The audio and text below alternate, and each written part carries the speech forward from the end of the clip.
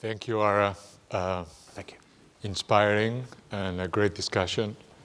As you know, because you have heard today, we are very vested specifically in this determination of viral versus bacterial, as you put the front line, with some of our collaborations at MIMED and other approaches at PCR level, as well as a number of tests already existing and in the pipeline for that. And of course, we would love to, a number of members of the team would love to work with you on this. What we particularly like about this initiative is not only the importance and the impact that it has, but also it reflects, as you said, it highlights a number of the challenges that you put already around diagnostics in general. Rapidly changing genomes in bacteria are resembling rapidly changing genomes in viruses and in cancer. Yet it's a race against that.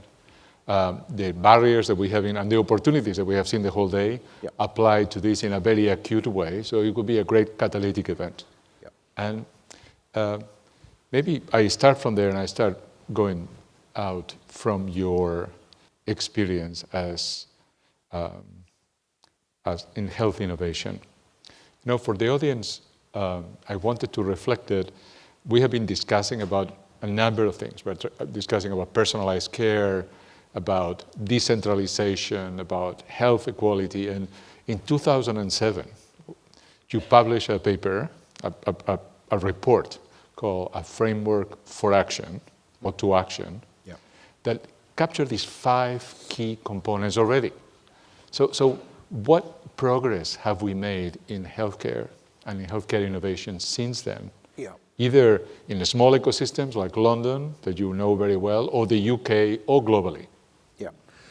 So that was an interesting piece because I was asked by the Secretary of State for Health in those days, who called me into the office, and I'm always very suspicious when a politician calls me to office. You became one. Yeah, I became one, but I was one of, do you know what so Gordon Brown, you probably remember Gordon Brown. Gordon Brown did, this is not, I'm sure recorded, but it's a bit backdated. Gordon Brown didn't trust politicians. It's amazing not to trust your own species. So he decided to appoint 4 what he called experts, and they were called government of all talents. And he picked me as the health government of all talent.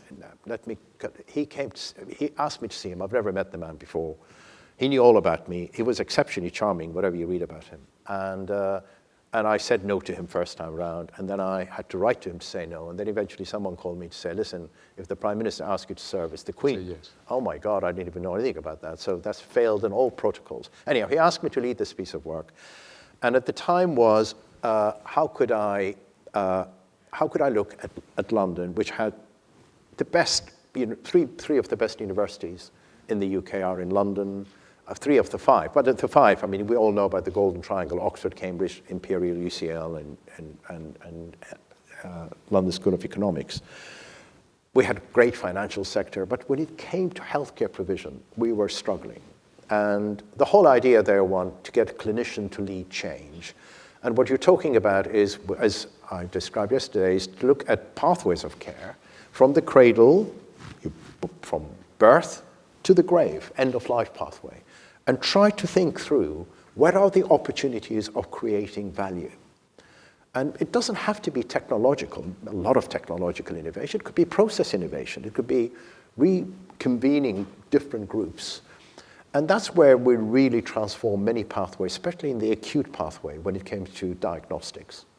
It's really creating that filling that vacuum. And that was transformational. And I think people forget that technology alone is not going to achieve its aim. It needs to be part of a transformation. And you need to create the right dynamics to lead to a transformation.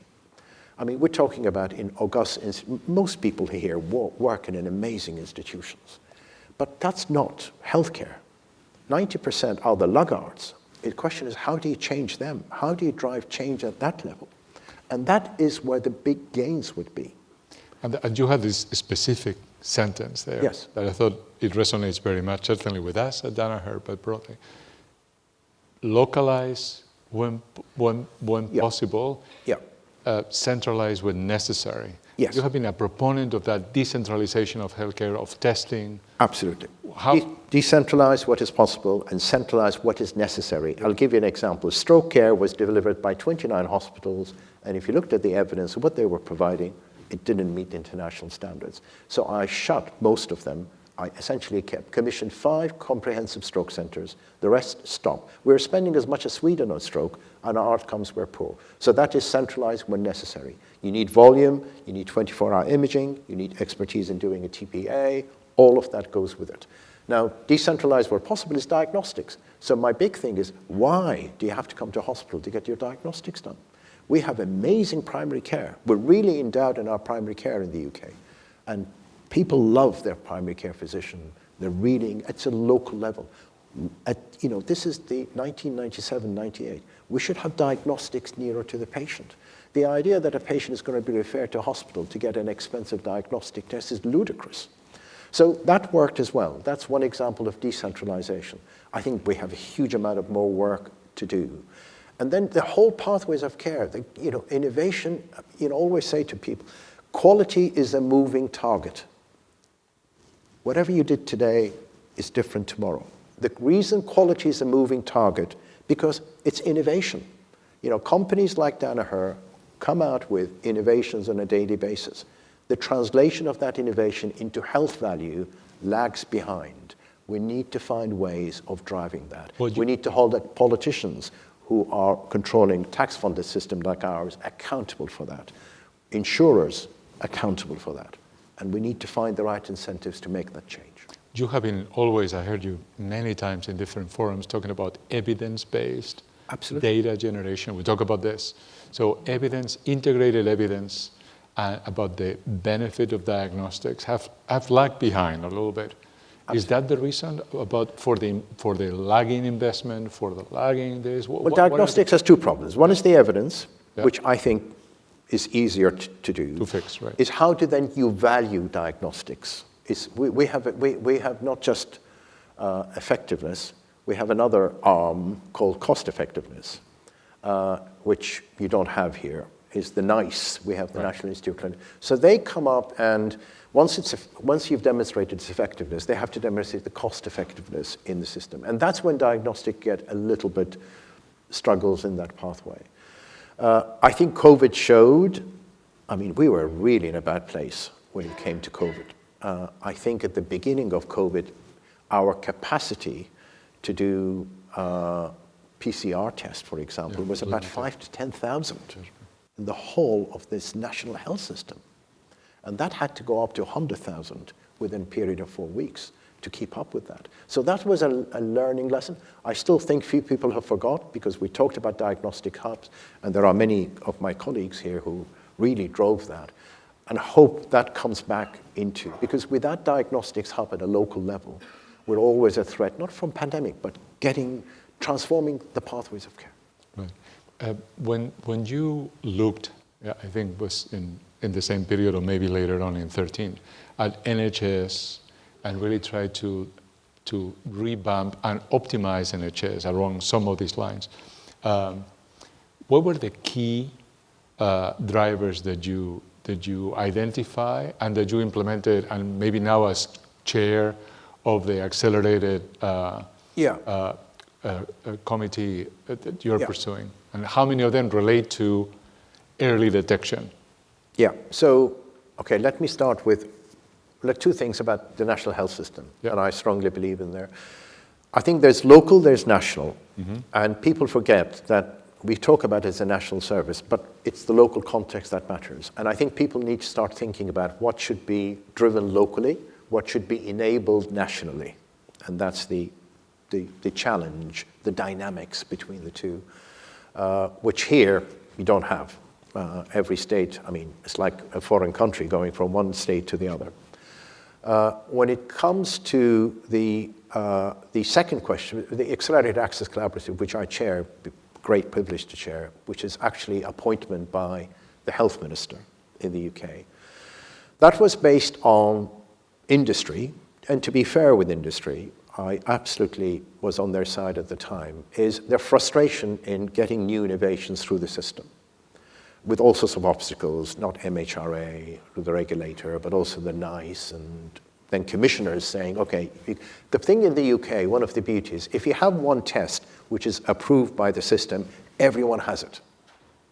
But that hurdle is big, where here you don't have that. Once you get through that hurdle, by the way, it's amazing, because every clinician, every hospital will have it. So the accelerated access was the diagnostic companies, the diagnostic sector, plus the therapeutic, plus medtech, biotech, the whole lot, were showing their frustration on the diffusion of innovation in the national health system. But they also recognize the prize. Once you're in there, it goes through. Mm-hmm. So they then said, okay, let's get all of these quangos is a bad word, but quangos around the table, the regulators, the purchasers, and some of the providers. And I'm the independent chair. Actually, in fact, the first chair was Andrew Whitty from GSK, and then he went to Optum and he had to resign. So I came after. And what we do, it's not an executive board, it's a convening board. So my role is naming and shaming and playing all these guys together around the table. And transparency is the best way of changing. Why in Northwest London they're doing this versus South Birmingham is doing this. And that has worked. It's more of a convening power rather than an executive power. So we've managed to really get a more accelerated diffusion and impactful change at a local level. Certainly acceleration is one word that resonates with us. Acceleration, we heard today, of the tests, acceleration of access for the tests that are already available, acceleration of development and adoption of the new tests that are in the pipeline, and that sense of urgency that we need to develop. Let me go into take you one example of acceleration in your area we've heard about today. Take yourself back to, what would it have been? Just around the millennium, when we have a serious problem on hospital-acquired infections. Late 90s, right? Late 90s, absolutely, just around and that was a disaster. And what the change had to happen there eventually, by the way, is the media got involved and started publishing infection rates at a hospital level. So for a change, the public were completely empowered. And they voted with their feet. They came to the hospital and said, I'm not coming here. GP is referring me to this hospital. I'm not going to name and shame any. And the patient said, no, I'm not going there. Have you seen their infection rates? In that particular hospital, right. I need to go here because their infection rates are better. Yeah. At the end of the day, we also need to rebalance the power. Empower patients. And that is, I think, the biggest inequality that remains in access to healthcare is the empowerment of patients. And we as physicians have to do a better job. I think industry has to too, but industry will always be perceived as conflict, is to really empower the consumer out there. What are the main dynamics in here? So that was an amazing example of change. People voted with their feet. Well, and you said it, I think, in the last 2 days we have been interacting. One thing is a decision for a patient to take a medicine. Yeah. That's an important decision, and unsupervised, of course, a very difficult one to support. Yeah. However, know your disease, know your infection is a choice that we as patients can make to have not only the information as we heard, but actually to understand directly. So I think there is a lot of patient impact, and of course that's why education is a key component of Fleming.